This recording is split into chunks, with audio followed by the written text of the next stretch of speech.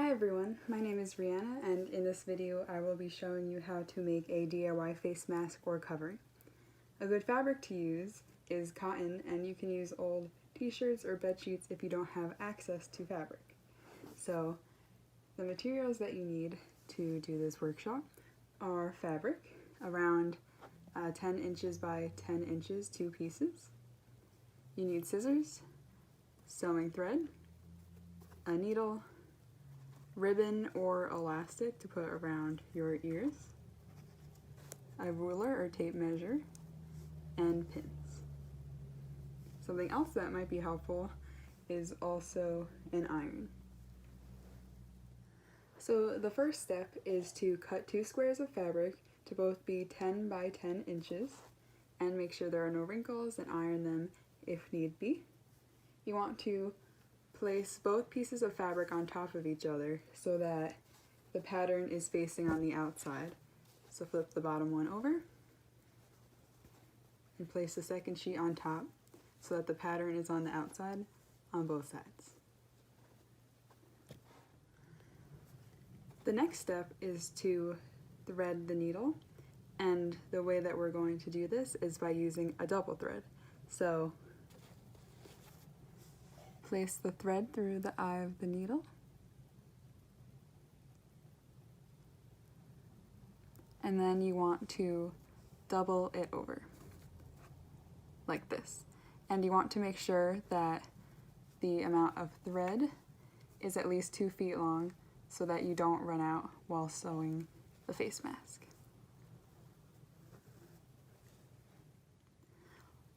Once you have 2 feet of thread, you want to tie the 2 strings together at the end to create a knot. I like to make a double knot to make sure that it is secure.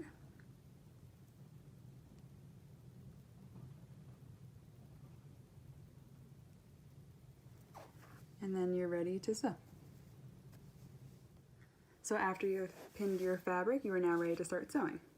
So a good stitch to do is the back stitch. However, that can be a little complicated if you haven't hand sewn before, so I'm just going to show how to do a running stitch. So I'm going to take out the first pin on the fabric, and I'm going to take my needle and thread, place it through the fabric, and I'm going to pull it until the knot touches the fabric. And then I'm going to come back up from the bottom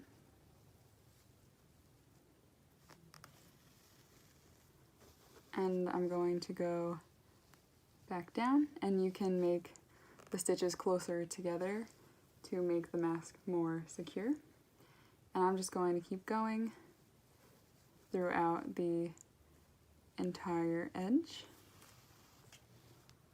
And as I get to the next pin, I'll take it out, place it into a pin cushion, and continue to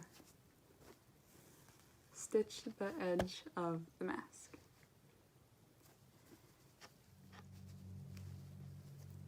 So the closer the stitches are together, the more likely that they will not come undone. And the back stitch is a very secure stitch that would be best for the mask, since these ones are meant to be reworn and washed after each use. So when I get to the end, I'm going to make a smaller stitch and make sure I'm on the back side of the fabric where the seam is up, and then I'm going to create a knot. And the way I do this is by taking the needle and going through the last stitch that I made, which will create a loop, and then I'm going to put the needle back through this loop and pull tightly, which creates a knot. And then you can cut it so there's no loose thread hanging off. Just like that. So after you're done sewing the 2 hems, on two different sides of the mask, you're going to want to create the pleats for the mask. So you're going to take your fabric, and to create a pleat, you're going to pinch a little bit, maybe about an inch down from the hem that you made, and fold it a little bit over, just like that. And then you're going to want to do that a little bit lower to make a second one, and then pinch again and fold to make a third one, just like this. And now I'm going to iron the pleats into the fabric so that they stay much easier, so that when I sew these two edges, it won't come undone. It also makes the mask look a lot nicer, but if you don't have an iron, then it should still be okay, but ironing is definitely recommended for this step, if possible. So after you are done sewing the pleats, you can go ahead and flip your mask over so that the seams are up. And then you can take your ribbon or elastic, and you can cut it to the desired length. I cut this piece of ribbon to be around 20 inches long, so hopefully it's more than enough length so that I can tie it and adjust it as needed. So what I'm going to do is lay the ribbon along the edge of the mask, and I'm going to make sure it's in the center, and I'm going to fold this part, the side of the mask over, and do the same that we did before. And I'm going to pin it down so that it stays. If you have an iron, it would be a good idea to iron this seam down so it doesn't come up on you when you are sewing and take out the pins. And so I'm going to do what I did before, and I'm going to sew a running stitch. So I'm going to go in here, pull the needle through, and come back up. And if you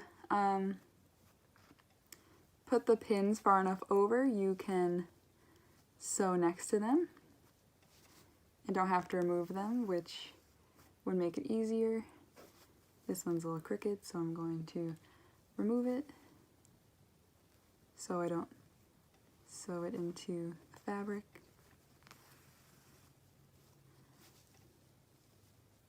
And I'm just going to keep going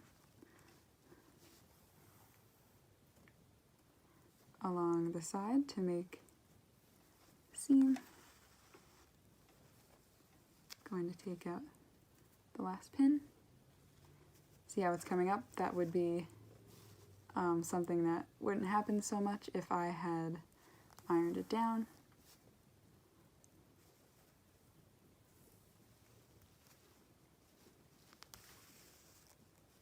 So I'm going to go all the way to the end.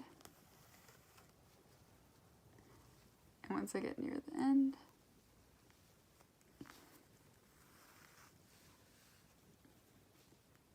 do one more stitch, and then I'm going to make sure I come back so that the needle is on the side closest to you. And I'm going to go back through the last stitch that I made and put the needle through the loop. Sometimes I'll put it in twice just to make sure that the knot is sturdy, and I'll pull it tight, but not too tight, that it comes out, and then cut it. So now you should have a seam with the ribbon on the side. And then we're going to do the same thing for the other side of the mask. And I'm going to cut ribbon and sew it with a running stitch. So after both sides of the mask are sewn with the ribbon in them, you can take the ribbon and you can either tie a bow if you made it long enough, or a double knot. I'm going to try a bow.